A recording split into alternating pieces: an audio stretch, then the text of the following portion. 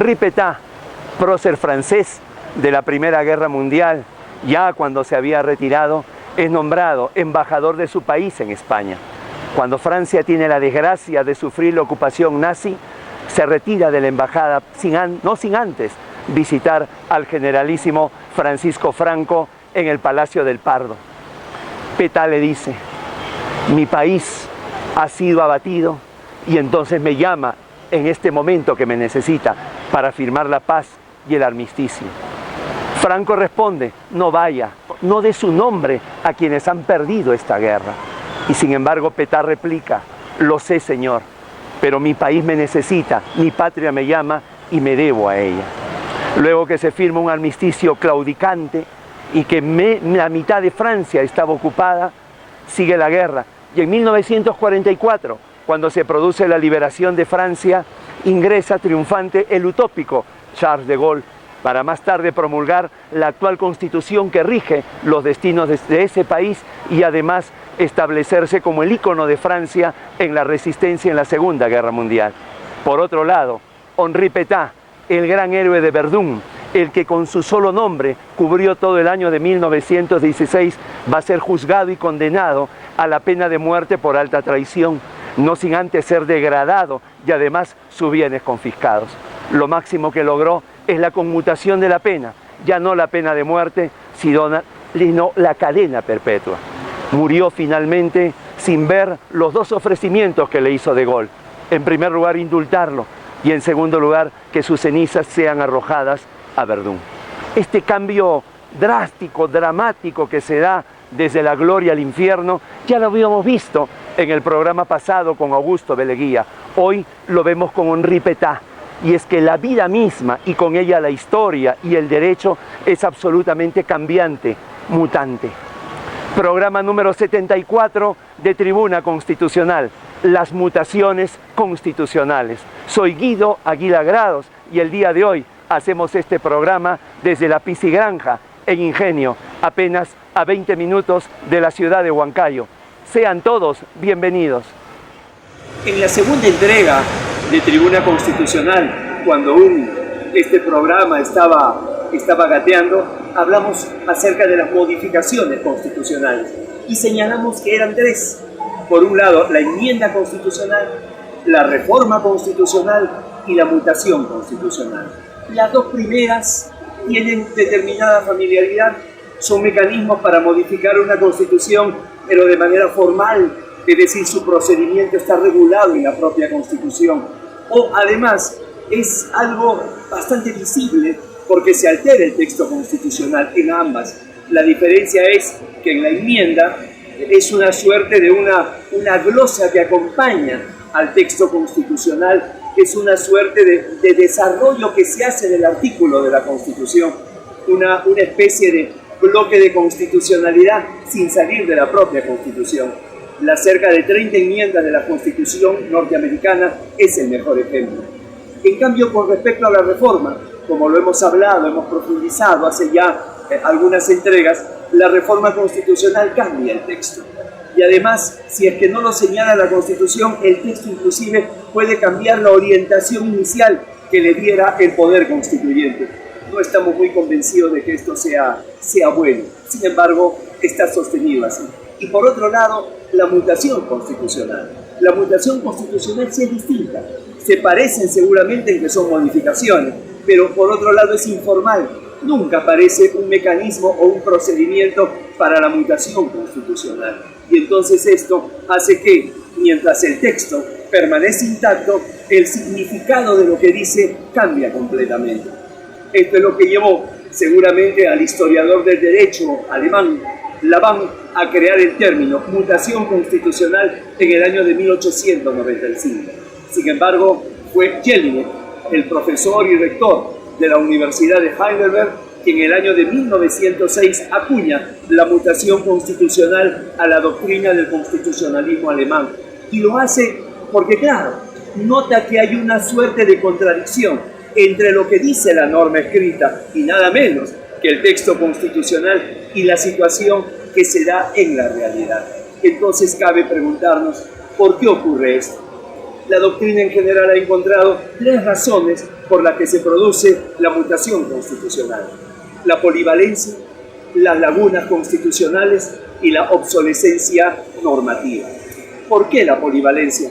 Porque, como ya sabemos, el texto constitucional está plagado de conceptos jurídicos indeterminados, de tal manera que la Constitución peruana, cuando señala en el inciso 22 de su artículo 2 que toda persona tiene derecho a un medio ambiente adecuado y equilibrado para el desarrollo de la vida, se puede interpretar de múltiples formas.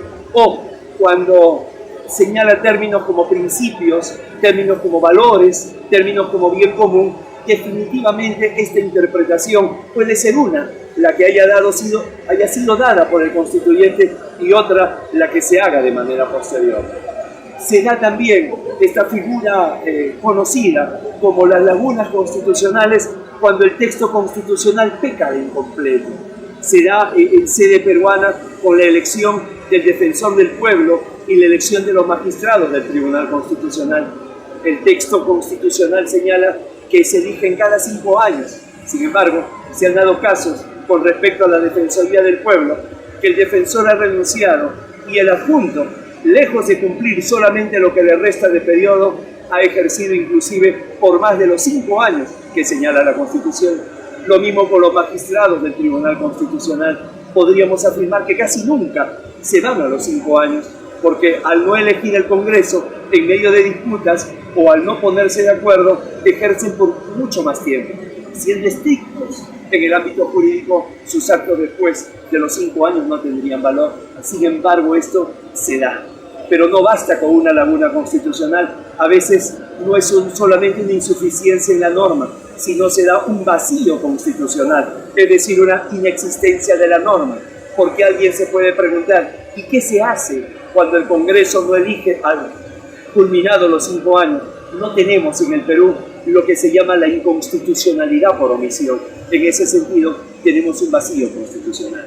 Y por último, la obsolescencia normativa, que claro, siempre la norma viene a ser una foto y la jurisprudencia viene a ser una película, está más actualizada. Y es por ello que en muchas ocasiones es el Tribunal Constitucional quien actualiza el concepto o el significado, dándose también una mutación constitucional.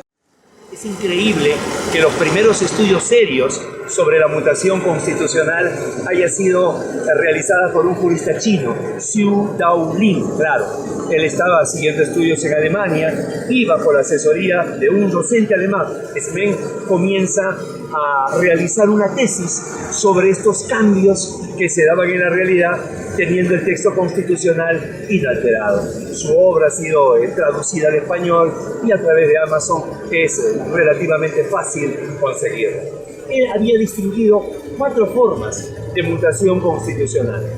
La primera de ellas, aquellas prácticas políticas que se realizaban y que no estaban mencionadas en la Constitución, pero que tampoco la contravenían. Se puede decir que no iban contra el espíritu de lo que señalaba el texto constitucional. La segunda, todo lo contrario.